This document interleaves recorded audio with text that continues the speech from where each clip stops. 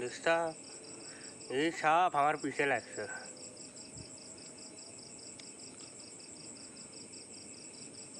আরেকদিনও ফজরের আদানের নামাজ পড়ে এদিক দিয়ে আসতে দেখি এদিক দিয়ে হন হন করে কোনার মধ্যে একটা ঢুকছে।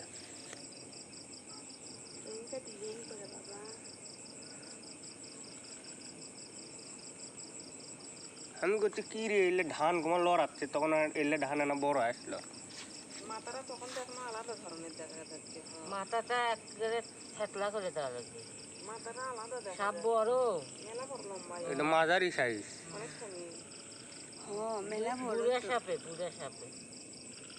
আমি মনে করছি ধরা সাপবে না, এলে নিয়ে দিকেও তাই মনে না, ওই যে করছি। টিপির যে দেখাচ্ছে না কালার ঠিকই আছে তো।